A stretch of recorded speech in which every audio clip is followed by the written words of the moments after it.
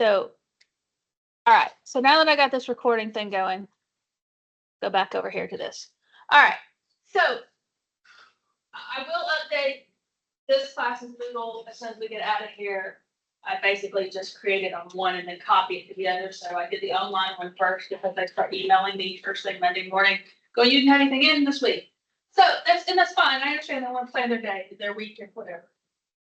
So we are going to use the Safe browser. So I've created a one question, true or false. I made it this far kind of question. You will get no real grade for it, but it's to allow you to test and make sure that the Safe browser works correctly on your computer. So if I click on this quiz in here, it comes up like this, and it has a button down here. It says download configuration. This is the configuration on the Safe browser. You're going to have to click on that and make sure that it works on your computer. I use the default configuration. I didn't change anything, I think. So I'd like for you guys to be my guinea pig and make sure that it's working. It's open now, but it's not on your page yet, but it will be this afternoon. Sometime between now and Wednesday, y'all go try it on your computers at home or your laptops and make sure that it works. Does that make sense? There is no grade for this. This just make sure that you're able to take the test. The test, which is actually. Which is a significant grade, right? Now, so anyway, I'm gonna have this ready for you guys. After, as soon as we leave class, I'll go copy it to your page. You'll be able to do it. I thought I had done it for this class, your online class, but this is what happens when I have two classes that the only difference is a letter between the links. We all know that I make mistakes. All right, so that's the Safe browser portion of this. Why am I doing this? Because this summer I had some rampant cheating problems, and I am trying to limit the availability of internet search options while you're taking my exam. Because I tried doing it by limiting the time limit, but some of you need more time, which I completely understand. Some of you panic if you are under severe time crunch, completely understand that. It has nothing to do with whether or not you have enough time to finish the test, your brain telling you that you're crazy. I get it. I have one of those brains. Or speak back to these. Yeah, it's we're just trying to limit how many questions you can go look the answer up for. Yeah. You know, you might answer it later, so Exactly. if you do the test in class on Wednesday, is there still gonna be a lab due on that Monday? Okay, we're not actually gonna do the test in class. I'm gonna open it on Wednesday. And you can take it anytime between Wednesday and 11:59 Sunday night. Okay. Yeah, I'm making an online test for the other section of this class, so you're all going to take the same test. That way you can sit down. If you need a quiet space, you can find your own quiet space to it. You can take the time that you're most comfortable to it, you know. Just get it done. I think that's fair. Y'all want to take a class? I mean, yeah, we're all time on that. No. You know, if you prefer in-person tests, I'll be happy to write y'all a different test and set up like Arduino kids to make you tell me what you're all doing, and we have a lab test. That's not that bad, actually. Please do not. We will get pitchforks. Please do not put us on a time limit. There will absolutely be a maximum time limit for even the online test, but it won't be. I feel like it's less pressure on you if you're not sitting in a classroom, people going, why aren't you finished? Why did they finish before me? Did I do something wrong? Why did I take longer? I do those things in my head when I was a student. So did I finish that too quick? Did I miss something? Why did they finish? They're already out of here. Am I stupid? You know, I've had those crises. So take the test online. Yeah. As far as the Safe browser function, how does it work? Basically, it limits the ability for you to change the window So you can't open Google in the background and swap back and forth from the test to Google and search the answer. So it prevents you from opening internet-based forms. Basically, yes. So it prevents you from doing that rather than just recording it and, inform to you. I can actually turn on the camera Yeah. and stuff, and it will tell me how often you look away from the computer, for how long, and I'm not gonna be that intrusive. I don't, Should we be concerned about the safe browser trying to apply any other applications, or is it just? it should not, because I have turned on nothing but the window limitation. It should not, I didn't activate the cameras or the microphones. I do not want to monitor the interior of your homes. This is not that high stake of testing. It's not like you're sitting a certification exam or something. It should be very minorly intrusive to your computer. It should only monitor what you do with that test, and it'll keep you in the window it's in. I don't think it's actually installing anything major to your computer. If I'm incorrect, feel free to let me know. That's why we have the test out there. If you don't like it, let me know, and you can come and take your test in my office. If you're like my husband and you're a conspiracy theorist, you think everybody's listening to you and watching everything you do, and you don't want to do it in a safe browser, let me know, and you can come take it in my office while I watch you. That was mostly. So Asking if it doesn't tax some of my other applications. It should not capture other applications. It should be a very low-end background application. I'm curious, is the safe browser hardwired to work with Google and whatnot, or is it? This one is specifically hardwired to work with Google, so it's not like out, but it should handle all the browsers. Okay, because I know alternative browsers starting to become more of a thing to constantly come. It should, as far as I know, handle all of the major browsers. If you spend hours and hours trying to circumvent this program, when you could have just learned the material, that's a waste of your time and mine. Why are you getting a degree if you already know enough to try to circumvent basic security things? You should be smart enough at that point just to take the test. That's I don't understand why people come to college to cheat. I don't get that. You might end up with a piece of paper saying that you finished this degree and cheated your way all the way through it. But I assure you, you won't pass the technical interview questions when you go to interview for your first job. There's no cheating on that. You have to sit there while somebody watches you and you code. Literally, they're watching you the whole time. I had to code on a whiteboard one time. They didn't have a computer for me to do it on. That's hard. The good news was they only made me do pseudocode, but it's still hard. It was a job for PHP, but I didn't really know PHP at the time because it was back before I finished my master's degree. And they knew that going in, they knew that I didn't know the code.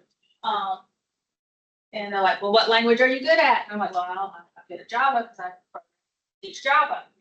And he's like, okay, pseudocode in Java. So that's what I did. He said, this is more about can you do the logic than what language it is. We'll teach you the language we want you to use. Right. Cool. So that being said, I didn't get the job. But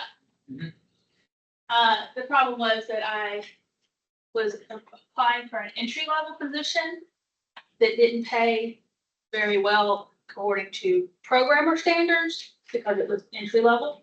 And I had most of a master's degree and had been in industry teaching for over a decade, and they decided I'd want too much money. They didn't realize that teachers made even less than their entry-level positions.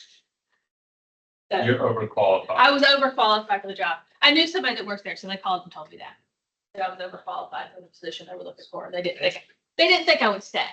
They thought I would job hop. I was expecting them to hire you on, try to milk you. They were afraid I'd job hop. Yeah. In the end, it was a good thing I didn't get the job. The company ended up closing their local offices within a year and moving to Florida, and I wouldn't move to Tampa. So, sometimes Thank you. life works out for you. Okay, y'all don't really know all this stuff. So, you want to know about your tests. Yes. So I had a lot of requests, kind of whiny requests, but for a study guide. Yeah. And I made one. Oh, I don't think it's the one you want. no, but when. It's the one you're gonna get, but I don't think it's the one you want. So this is my idea of the only thing I'm willing to give you is a study guide. I was just saying, It's an outline. Huh? So we gotta find definitions or thing. No, you don't have to. This is yours. I'm not gonna pick it up. I'm not giving you a high school assignment of filling the study guide before you take the test. That's so high school. As I was going through and picking out material, I just wrote down the topics that I went and pulled questions from. Okay. I will post this on the Moodle as soon as I finish it. I haven't finished writing the test, so I want to make sure that I cover it. Yes, So what type of questions are gonna be on, you have a multiple choice, short answer? we're going there. So this is the study guide. I will post it. You're welcome to look at it. Basically, it's just topics. There's no specific questions, but every question so far that I've written, and I'm about halfway through the test, or halfway through the number of questions I'd like to see on the test, have come directly from the PowerPoint notes Mhm. or directly from the labs we have done. Great. So if you have paid attention to the PowerPoints and potentially read the text that I told you to read, and you've done the labs and watched the videos, because just looking at the pictures for the diagrams are not going to tell you what the different parts do. This is. So if I scroll down to the Arduino section, it says, know the parts and basics about what they did. I'm not saying you have to give me the electronic theory behind how a resistor works, but you should be able to tell me that a resistor changes the amount of power flowing through it, that sort of thing. Right? Very basic kind of information. A potentiometer does X, Y, Z. Now, your question about what type of questions these are. So far, I have done matching. I have done multiple choice. And I have identified the part in this picture question, Well, which is short answer. You have to type in the part. So just put in like the name of the Like- one. Like resistor. Yeah. Oh, so I like that. Potentiometer. Now that one I'll probably take a lot of different misspellings on because I have a hard time spelling it. So I was thinking like. So, Like when I did the question for resistor, it's on there. You gotta be able to identify what a resistor is. I'll give you that one. That's one question. What is this picture? What part is in this picture? It's a picture of resistors. And then you're gonna tell me it's a resistor. There'll be another question later in the test that says blank is, gives you the definition. But then I don't know what it connects to. So a resistor is, it might be a multiple choice, but yeah. What's the question comes that you currently have in mind? Like how many questions? Right now I'm up to, I think I have 10 questions right now. Do you want like a total of 20? You just see what half. Yeah, I'm doing it on how many points are. So like the matching questions are more because there's more things in it. So it's one question, but it's more info there. So I don't want to give you 1 point for it like I would a multiple choice question. So I'm trying to get up to about 50 points total, and I have 34 right now. So I'm thinking you'll have about 20 questions total. And I'm thinking of setting the maximum time limit at about 50 minutes. Which will give you a little more than 2 minutes per question, because the matching might take you a little long. Yeah. But I don't mind giving you that time period because it really shouldn't take you 2 minutes per multiple choice question. Really should take you less than a minute per question on most of these. Because I'm not trying to restrict you via time, I'm trying to, I'm gonna use a safe browser where I don't have to feel like I have to give you a very narrow time. Yeah, I know, you're not good. I was mostly just wondering, so the safe browser does track everything that's happening on your desktop. It will tell me if you tried to leave the window. That's- Will it tell you if someone tried to use the phone? No, I can't monitor that. Now, if you want to be sneaky and you want to have your phone out, I can, if you're telling me that that's gonna be an issue, I'll turn the cameras on and then it'll tell me that you took your eyes off the screen for X amount of time and I should go review the video. Yeah, fair enough. No. I don't wanna do that. How about this? Let's assume that you all have personal integrity and that you're not going to cheat. You're not gonna open this up on your phone and scroll through all the questions. You're not gonna go and get another computer and set it next to you. And I cannot police every possibility. The fact that this generation has no personal integrity, and I'm sorry that I'm looping you all into that, is a very big pet peeve for me. I wouldn't have even considered cheating the way students have cheated. Yeah. I was mostly just asking because you did mention cheating was an issue last semester. Oh, it's been an ongoing problem for my entire career. There's been some cheating. So it is. It's just with AI out there now, it's running rampant. Oh, it's so much worse right now. And I don't know if that's a product of it's just easy, or if we missed the boat somewhere as parents and teachers when you were younger about teaching you right and wrong. I don't know where the shift happened, but it's not just y'all, it's it started probably, in my opinion, I taught high school before I taught college. Started around 2012, when the generation of students that grew up with a cell phone in their hand from infancy, because they're just used to looking everything up. And I've read some papers on it and stuff too, but I don't think anybody has a real answer. And AI is being built into everything. I get it. Companies are going to use AI, but you still have to know if the AI gave you a good answer or not. It's like using a calculator. You won't use a calculator on the basic global map, but it's like hiding a double calculator, you use the calculator. In theory, yes. But the difference is with a calculator, there's only one solution to a problem. With coding, there's so many solutions. And there's good solutions, there's bad solutions, and there's terrible solutions as far as resource management stuff. All right, I feel like I'm off topic. Y'all got me off topic. You're really good at that.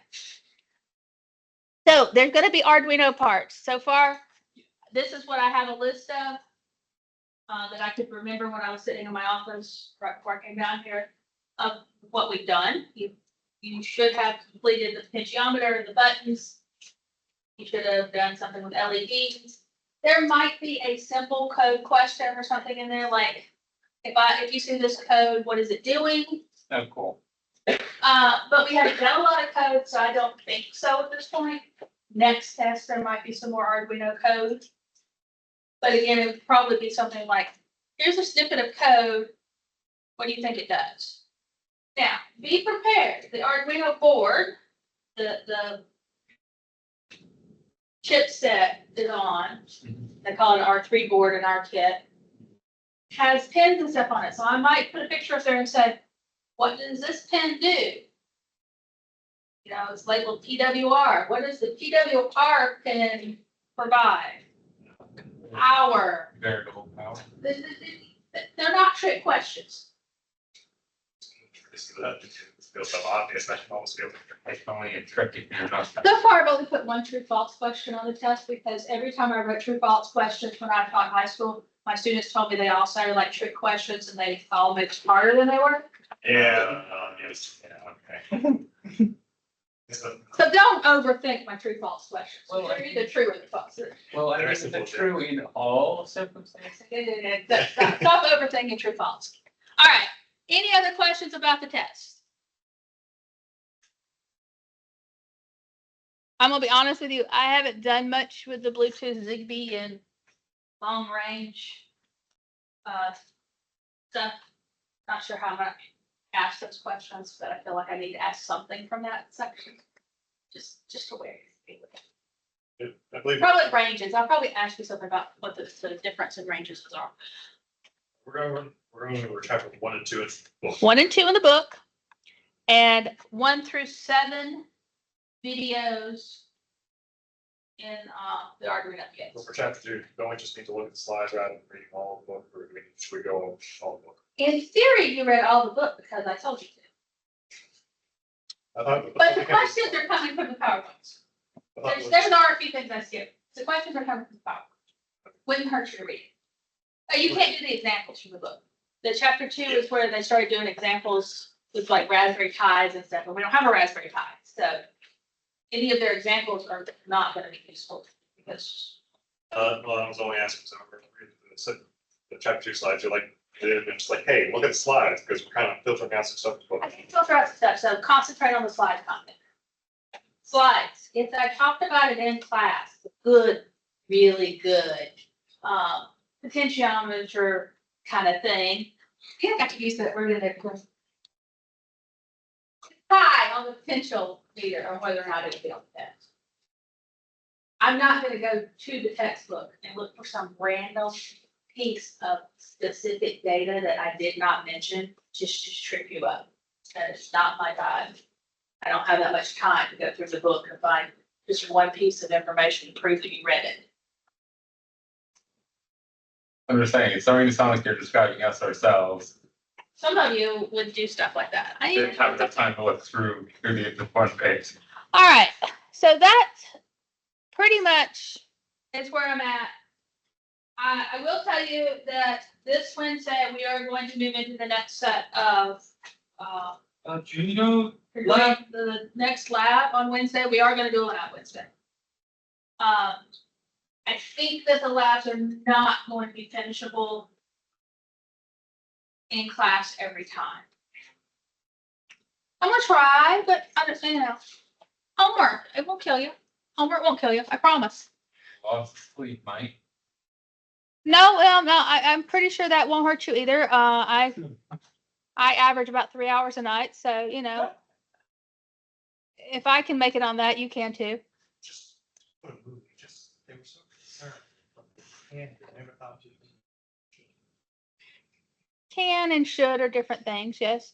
So my next, so we did the getting started labs and videos now. My next foray is to take you into the programming. I don't know if we'll do them all in class.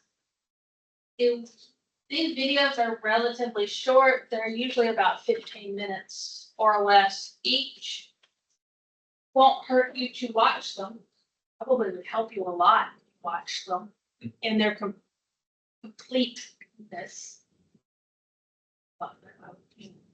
Entirety. I noticed that some of you in the labs don't actually watch or listen to the directions. You just go to the picture where all the wires are connected. And that has bitten some of you pretty hard when you didn't realize that there was a positive and negative on the LEDs and, you know, the resistors need to go in here and all need to line up on the same row of the breadboard. Because I'm sure that's really clearly explained in one of the videos how the breadboard works. All right. I see some guilty looks on faces. I also know who I helped in class. So I don't assign them for my help or to be annoying. I assign them because they're useful. So this, I'm going to go through some more. I want to do this as one lab because you all should have had some programming before you got here. Mhm. Does that make sense? Does that mean that you're gonna have time in class Wednesday to watch all these videos? Yeah. I'm going to suggest that you start watching them now because I don't have anything else planned for you the rest of this class period. Unless you have questions about the test. So, this would be a lovely time if you have headphones to sit while you have some free time and watch a few of these videos, right? Or if you can't stand doing it in the classroom and you want to take your laptop and go somewhere else and watch videos, you can do that too. If you want me to just start playing them and here we can see how many of them we get through. Which one of those, I guess, which of those videos will be doing labs on Wednesday? To be honest, I haven't decided yet. Good. But it kind of depends, because I like to work it, I'm gonna be doing lab, I'm gonna watch it again, do lab. If you watch all, then you won't have to worry about If it. you start at the first one and do them as you go, it'll be great. Yeah.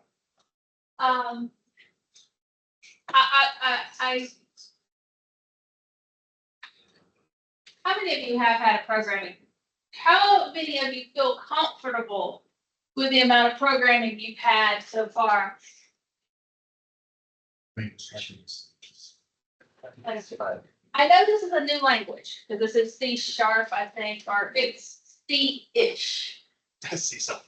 It might be Robot City, it's C#, something, it's C++, it's C-ish. So, do you guys want to run through all these and learn about functions in this language? Or do you want me to just say, learn it on your own? Don't be embarrassed to say you want me to teach it to you, it's fine. Hold on, it's not sure. First. Oh, that did next week, because honestly, I'm trying to play these videos. How about Wednesday we decide? Fair. The goal is for you to know the content of all of these videos at some point. The question I. If we need to do them all in class, I'll probably divide them in half. We'll do the first half of them this Wednesday, and we'll do the other half of them next Wednesday. The question is, Or maybe we'll take a whole week next week and just get through programming. This class is solely first time we taught it, so the pace is hours to set. All of the, you go for half of the Yeah. videos, and all I have, Yeah, do the first half of the videos this week. How about that? Let's just make that decision. We're gonna do, That's 13 videos, right? there's 13 videos. We're gonna do through loops Wednesday, So 1 through 6. 1 through 6. Alright. I think it will be very quickly because those should just be basic things that we, the programming concept should be stuff you've already had. 7 is when we start getting into serial monitors and stuff that might be more advanced that you may or may not have had in your class. Because if you've had just Python, you haven't done arrays. Right? Right? In Python, we didn't do arrays. array list. We did array lists, which are different.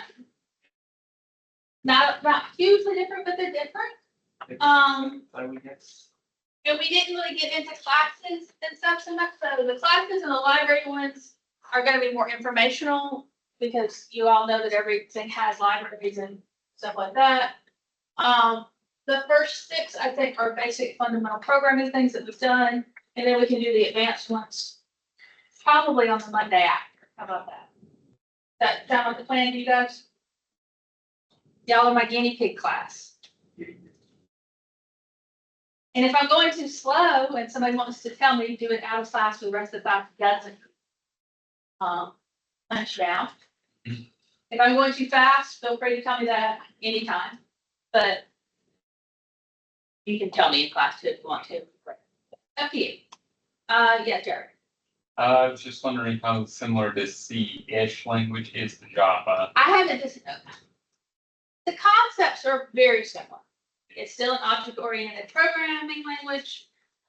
It has its own syntax. The thing that I have noticed that is catching a lot of people, especially those that are Python programmers, is it does have more punctuation, so those semicolons at the end of the line are killing people. That's the entirety of Java. Java is Yeah. covered over in semicolons, but if you've only had Python, you don't know that.